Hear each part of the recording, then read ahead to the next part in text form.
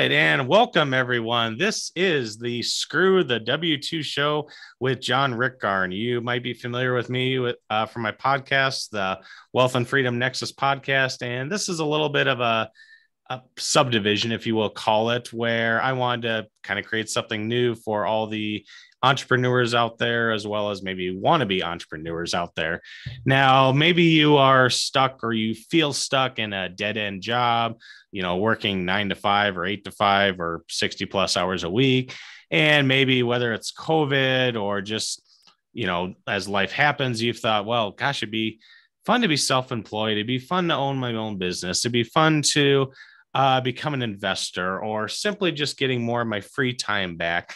But maybe, gosh, you're just a little fearful of it. Maybe you're not confident in yourself enough to take that big step. So I kind of wanted to start this show, Screw the W-2. W-2 is obviously that wonderful tax form you get at the end of every year that you give your accountant that says how much you paid in taxes. And obviously, if you've looked at that, W-2 wage owners do pay a lot in taxes. So every week I try to bring on entrepreneurs to share their stories, how they got where they are today, the good, the bad, the ugly sides of entrepreneurship, and maybe some I would say words of encouragement for others to maybe just give them that final nudge off a cliff. Nudge in a direction towards entrepreneurship to break out on their own. So with that, I'd actually welcome today's guest, Rachel Jensen. She's actually a returning guest from my podcast when she was with ECI Development, but has now actually branched on to her new business, which I wanted to bring her on to tell us about that. So Rachel, welcome again. First time on this show, third time on the Wealth and Freedom Nexus universe, shall we say. Yes, thank you, John. And it's been exciting. I know that you and I have known each other, at least emailing initially over the last few years. So it's been awesome to see, this professional relationship grow too, and to see everything that you've been doing. So that's exciting. And I think going to be really rewarding for you too. But yeah, so I'm here in Belize. Belize is home for me. I've been here for the last about 10 years. And I have a real estate development company now. I was working with a real estate company. Now I was working with a real estate developer previously over the last decade, and realized as I was here in the country that there's just so much opportunity here. And I didn't necessarily want to be tethered to one specific development anymore. I realized that there's a ton out there, and folks are really looking for different things. Some people want land where they can land bank. Some people are looking for resort communities. Some people are looking for single family homes. And so as I continued to delve more into the real estate market here, I joined the one of the national associations of real estate here. I sit on the board and learned a lot more about the real estate industry here and how things were done. And we've been doing a lot of work on that side too, the association side, but bringing it all together, I just realized there was tons of opportunity here to really serve people well. And I've met a lot of folks over the years who've purchased real estate here before, and understand that for many of them, it was a very difficult process. It was fairly challenging because they didn't really know what they had to do. And there is this perception when you come down to a country in Latin America or just outside of your home country that it could be a lot more challenging, or you don't know necessarily what you don't know. And the reality is that's true. Right. Yep. So I wanted to be able to help consumers with that and put together a bunch of resources where people are able to have a clear outline of what to expect when they're looking at property in Belize, and then make it easy for them. Because one of the realities now is that we don't actually have an MLS, a countrywide MLS in the country. Interesting. So it's hard. It's fairly hard to find property. Even personally, I've purchased real estate here in Belize, and I've had to get in touch with a handful of different real estate agents. Some contact you back, some don't. And so really being here for the buyer, I think, is an important part of the process. John, tell me what you're looking for, and then I can go through my network and find that right property for you, or at least have options for you to look at and see what works for you. So yeah, it's been an exciting journey for sure. All right. And now the new business is Luna Realty Belize. Is that correct? Yep, exactly. Luna Realty Belize. And the primary goal will be helping buyers find the right property, navigating them through the process. But of course, we'll be listing properties as well, be providing property management. So a handful of different areas there within the real estate company. Very cool. So, all right. And this is now as we're recording this in June, publication in September. How When did the new company start, or when did you start this, just for my listeners? Sure. So I started conceptually thinking about it a while ago. And then it was in April that I really started to pull the documents together. And, Okay. being in Belize, right, things take a lot of time, but over the Yeah. years of being here, you really get to know the right people and understand what you need to do in order to get things done properly. So, luckily enough, I've been able to make those connections and have everything done that's needed to be done in order to push this forward. The one thing I'm working on really is the website, but other Okay. than that, it's been good. Cool. So now, with that, obviously you started this new business from, like you said, conceptualization or thinking to drawing the paperwork. But taking a step back before this, when you, shall we say, had your last W-2 job, what was, I don't know, kind of like your average day for you, or what was that like for you? Sure. And, I think that even just working over, I'm 31 years old at this point of recording this, for since I was 16, maybe 15, 16, I started working, and it was in different capacities, a babysitter, for example, or tutoring. And so I've Okay. always had this sort of entrepreneurial spirit. I've never worked in a restaurant per se. I've always had this entrepreneurial spirit where I, go out, promote myself, find clients, get referrals. And that's really how I made money in high school and in college, was tutoring and babysitting. Also in college, I had a job at an international office there in our college or university. So I helped students who wanted to go abroad, help figure out what program worked for them, if there were certain classes that they needed to take at certain quarters to make sure they weren't missing those in order to graduate on time. But the boss that I had in college at the international office, she's awesome. We still stay in contact today, but she didn't really have much for me to do outside of the times when people would be submitting applications. And so I didn't want to just sit there. At that point, social media wasn't really a big thing. And I think we had Facebook at that time. But other than Okay. that, there wasn't really much going on. And so I had to find projects to do. I had to find something to do to keep my time busy. So I created the social media platforms that were available. I created in-person question and answer sessions for people who are looking at going abroad. And so even with ECI, when I came on board, I was an intern and they didn't really know what I was going to do. I was one of the questions I asked in the interview, like, what do you want me to do? Because there's a very vague description online. And they're like, oh, I don't know. I was like, all right, well, the one thing I'm not too strong at is numbers and accounting, but everything else I can learn, even though I Okay. was, biology major and school biology and Spanish. I figured, hey, I could learn. Watch some YouTube classes or figure it out. But accounting and numbers are not my strong suit.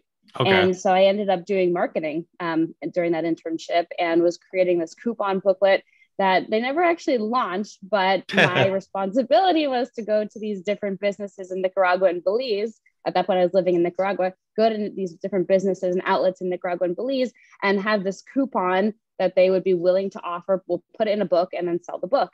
So Okay. that never actually happened. But from there, I think, the CEO at ECI realized that they really needed to build the sales and marketing department within the company. There was one sales guy.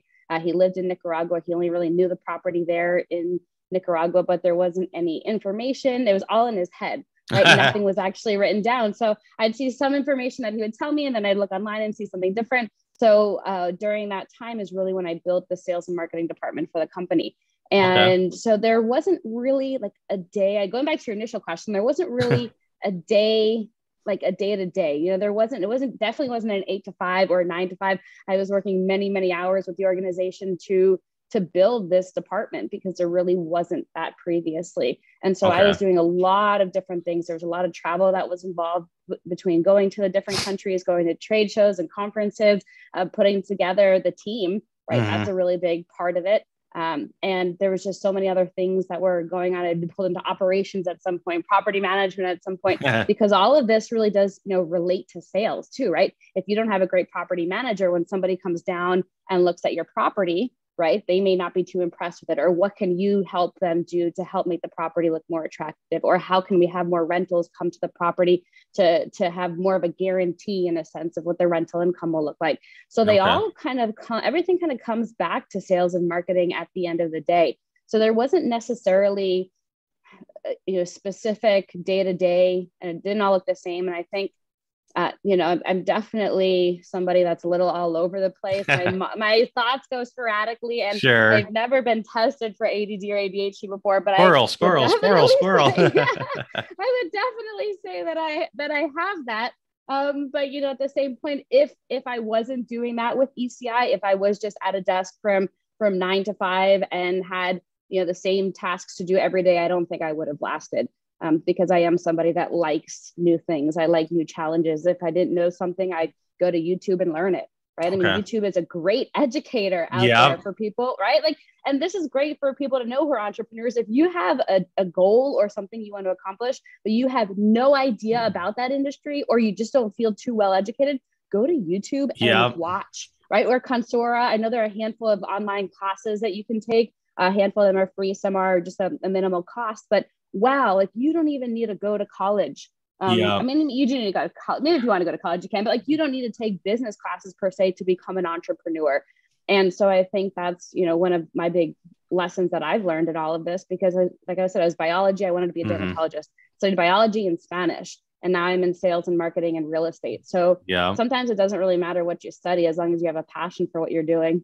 Yeah, I think YouTube, is a great learning mechanism. I agree with you. I don't think it's 100% for everything. I mean, I don't want to be going under the knife for a surgery and then the surgeon says, no. Well, I remember on the YouTube video last night, this is where the organ should be. So I think I got this figured out. So I don't know if I go to that stretch, but Agreed. I know, I want to say it was like 4 years ago. There was a single mom that I read about.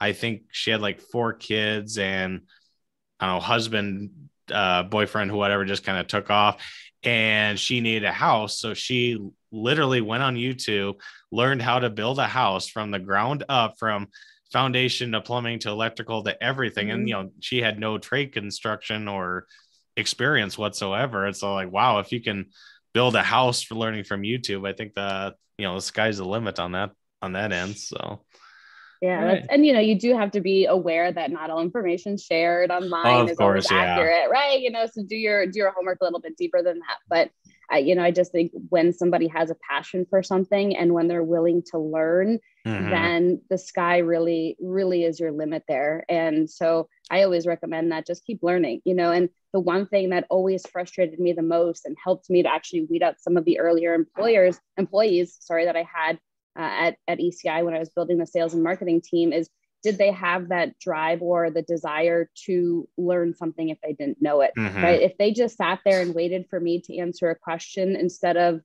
going online or trying to go through our handbooks or whatever the case was, I was like, they're not going to make it in the company because, and Mike, the CEO of ECI had this term that I loved, and it was intrapreneurial.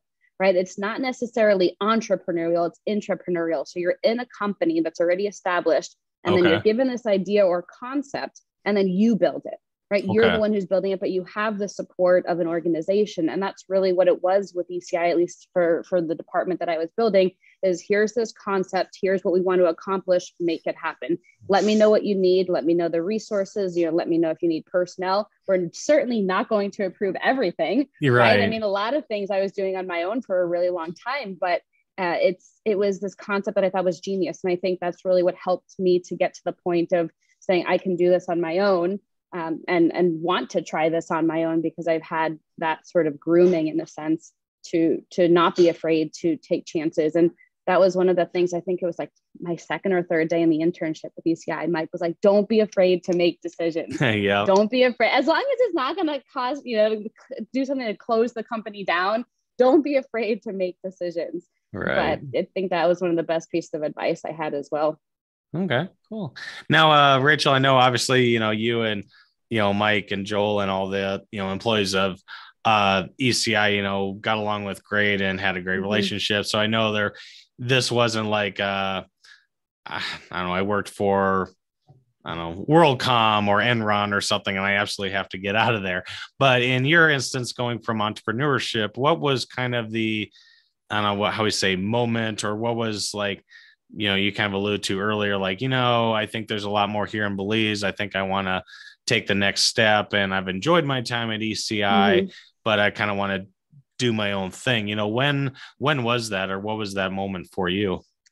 Yeah, and it built over time. I think Okay. a lot of times people, and especially now, considered a millennial, right? And I think my generation and the generation after me, there's this perception of when you go to a job and you don't like it, you quit, right? And Hmm. I think that is such a horrible way to look at it. I think you really have to understand why you don't like it. Is it because you have a mean boss, right? Is it Yeah. because you don't actually like the work? Is it because you don't feel passionate about it? I think as it gets to the point of you not feeling as passionate about the work that you're doing, it's a lot harder to stay. And so with the company, it was growing really quite quickly, tremendously.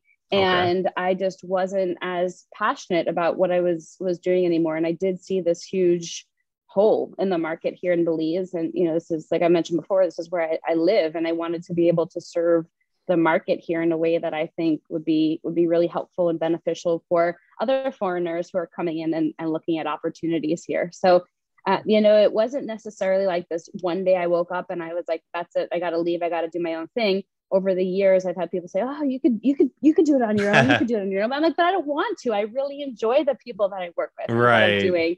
But over time, I think as I realized I was getting less passionate about it, it just felt like it was time to hang up the hat with that chapter and start something new. Sure. Yeah, it sounds good. And like you said before, you're 31 years old. So obviously a lot of time to, start something new, take maybe some more chances or risks or whatnot. So with that, when you had started thinking about Lunarility and, kind of taking that next step, did you kind of have like a timeline in place, or were there certain steps like I want to do A, B, and C, and then April 30th, I'll get my resignation, or how did that kind of work for you? Sure. So, I had that hard conversation with the CEO in October. Okay. And at that point, we really started to try to plan out what the next steps were. And at that point, had 5 different roles that I was working in. And so he said to me, he's like, "What do you really like doing? What are you enjoying?" And I was like, "I don't really know, because I've done so many things over the last few years. I've never done one single thing. I've never done just sales. I've never done just marketing. I've Hmm. never done just management. I've never done just conference coordination and sales administration. So it's hard to pick one thing out if you don't really know what it's like to do that on an everyday basis, because you're doing so many other things." So we decided at that point I was going to take a step back from the VP role and look at sales, because I do enjoy sales. I enjoy being with Okay. customers and clients and showing them around and telling them about their opportunities. But then I realized, and this is like, you just don't know this unless Sure. somebody tells you, "Oh, you're going to have a really hard time stepping back from a management position and realizing that you're not making decisions anymore." Right. So I was at the point where I was so used to putting the processes in place, doing the hiring, doing the firing, doing all of these things that you would expect a VP or someone of a management role to do, that when I came down and I was doing sales, and I don't want to say just doing sales, right? Because we had a lot of sales agents, but I didn't necessarily feel as fulfilled. So that went from October, and then May 1st is when I Okay. had my last day with them. So it took about 5 months of you know exiting the organization. But Okay. even before that, there was always the thoughts like, do I want to stay with the company? Do I not?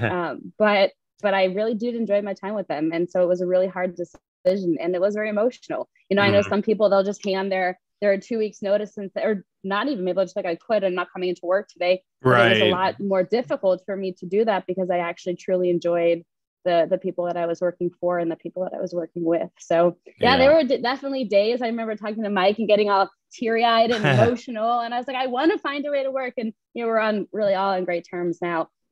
So I am confident that we'll be fine. We'll find ways to do business together in the future. But Sure. yeah, it took about 5 months, five Okay. months to get out of that role. And there were a lot of things too that when I came into the organization, there just wasn't, it wasn't written down. It wasn't anywhere. Is like in your Hmm. head. So it's Right. really hard, I think, too, as you're exiting an organization, to try to get all that down and get the next people trained up. And I still get calls from the team members at ECI. "Hey, can you just tell me how you did this?" Yeah, sure. I want them Yeah. to be successful. I'm a shareholder in the company, so I want them to be successful. Right. But I think that as long as you make your exit or your departure without burning bridges, that is probably another piece of advice that I have, because you don't know who is going to connect you to opportunities in the future. And you may not Hmm. like your boss, right? You may not like your coworkers, but my goodness, there's a huge network of people out there that they could connect you to or Yeah. help you out with in the future.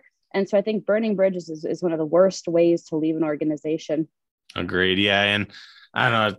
I mean, obviously none of us have a crystal ball, but I think we all hear of stories of, oh, I left my job with this and I couldn't stand my boss. And then 5 years later, it's like, oh crap, now I'm working for his wife. This could get, really uncomfortable or something just happens down the line of, yeah, maybe I shouldn't have just, give my boss the bird or whatever happened that day back all those years ago. So, but I mean, now you kind of alluded to this a little bit with Rachel. Obviously, you worked with your coworkers for about a decade, but any big regrets you have of, leaving and, regrets of breaking on your own with a new business?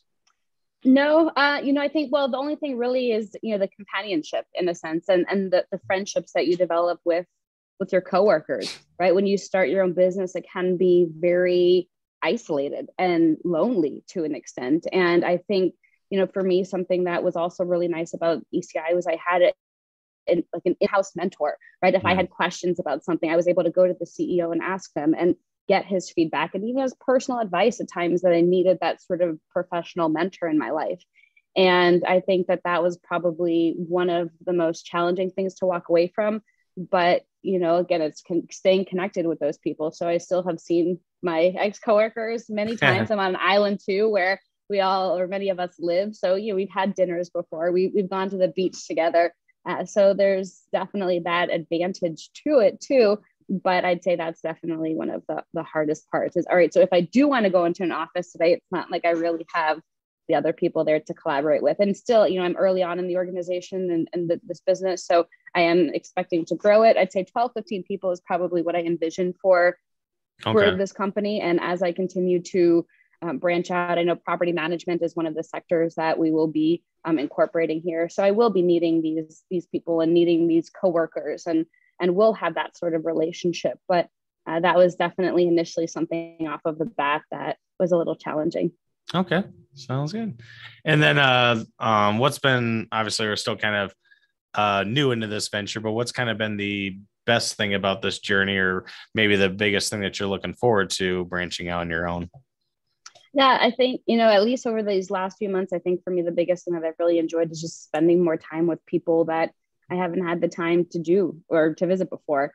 And I've been doing a lot of traveling. And, I think that with me, I was just working so many hours and I truly never felt like I took a real vacation. Even if I was like, all right, guys, bye, I'm going to Thailand for 2 weeks, but my phone's still on. So feel free to text me or call me or email me and I'll get back to you. Oh, just put ASAP in the subject line and I'll get back to you immediately. Right. So even though you're not physically in the office, you're still engaged. And I remember there would be times I'd go with friends and family and whomever, and they'd be like, just turn your phone off. Turn your phone off. I'm like, I can't. It's just something that you're always constantly thinking about. And I do know that will happen with my business too. And I'm actually looking forward to that because, it's something that I'm building and something that I'm seeing growing. So over the last couple of months, it's really been, having a little bit more of that time to do what I wanted to do, get back into exercising, spend time with the dogs, learn some new skills, those little things. But I think in the long run, I'm really just looking forward to building. And when I took a step back and had that conversation with Mike later on about why I don't feel fulfilled in the sales role, I realized it's because I truly enjoy building. I enjoy building organizations, teams, and it's hard to take a step back from that when you know that you had the chance to do that before. So that's what I'm really looking forward to. Okay. And there will certainly be challenges. I know that there are always challenges and bumps in the roads and things don't go as smooth as you want them to all the time. But I feel like ECI has definitely prepped me for that. So I'm looking forward to it. Well, it's kind of funny you mentioned that before, and I kind of alluded to maybe the American or North American lifestyle or work style. There was a meme I saw where it had like Europeans, I'm taking the summer off. I'll see you in September. And then for Americans, I'm going to be undergoing surgery here shortly, but I'll have access to my phone within 2 hours. Please leave a message and I'll get back to you as soon as I get up from anesthesia. And I don't know, not saying that one's bad or, right, wrong, or indifferent, but I think maybe as an American culture, we've just kind of gotten to this, work 24/7, have your phone, have your email, have your, always on. And maybe that isn't the healthiest. And, I was that way too. Before I left my W-2 job, I was working 60 plus hours a week and working nights and weekends. And, now it's like, okay, I want to like, last month, my wife and I took our son on a road trip and saw about 19 states, I think it was, and just decided to take the time off. And it's like, wow, I don't have to go to a boss. I don't have to take the time off. I don't have to send all these files off to make sure someone runs interference or, if anything happens while I'm gone, that they know what's going on. So it's like, kind of have that is a nice thing about the entrepreneurial lifestyle where you can kind of call your own hours and, like you said, take some more time for yourself and do what you enjoy. It's true. And I think, there's also the flip side of that too, which I've definitely been guilty of, is when you get that passion and you just don't stop either, right? You turn it off, you just keep going. But at that point, it's for yourself and for your employees and because you want to do it, right? Not because you have somebody, clocking your hours or saying, sending you a message at 7 a.m. and then at 8 a.m. they call you and say, hey, did you see my email that I sent an hour ago? I was like, well, pump the brakes there. Like I'm doing some other things, but I think that's the big thing. And you're right. You have your new son and being able to spend time with him and your wife is so important. And I think you're right. We've just forgotten that a lot as a culture. Mm-hmm. But I do also know when you're starting a business and you're getting passionate about it, you sometimes just lose yourself in the hours too. And I don't think that's bad either. Right. I think you have to feel passionate about what you're doing. Otherwise it may not work out. Yeah, no, I agree. So and balance, now maybe that's what they say. It's about balance. Exactly. Yeah. So, but maybe Rachel, maybe just as a, I don't know, final words of wisdom or words of advice, for anyone listening or watching to this, that's, whatever, they want to start their own business. They want to leave their boss, their job, their work, whatever, but they're, maybe just hesitant, not confident, whatever the case may be. What advice would you give to them if they're feeling stuck as to take that next step, so to speak?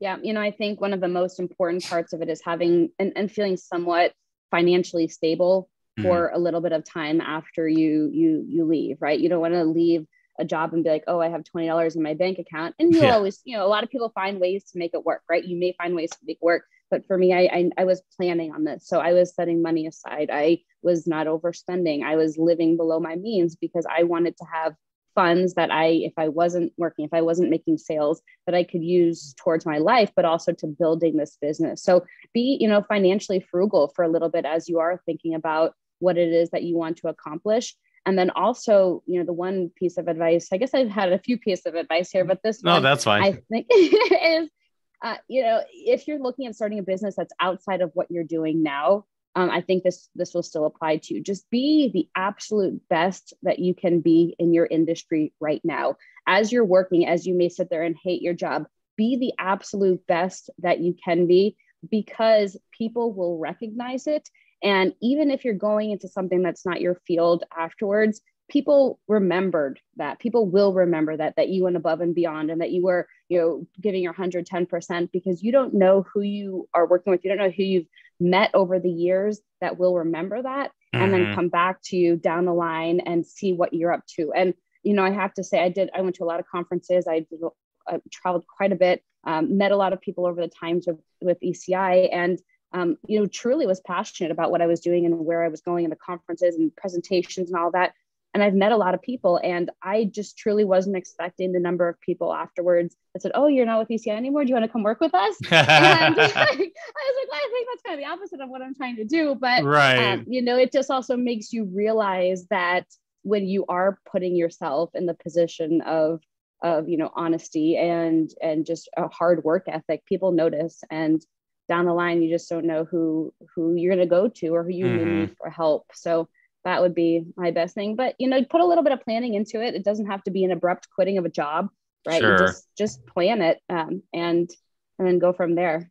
And you may have no idea what you want to do either, right? Yeah. That's not too uncommon either, is you do something and like you decide, no, I want to start a business. I just don't know what I want to do. Right. I think in that sense, find holes in the market, find what you really enjoy doing, products that you like. Right. What have you done that has been a challenge for you that you think that you can make easier for other people? Ask yourself those sort of questions. And I know for me, I was getting a massage, and I was like, that's it. This is what I got to do. This is what I got to do.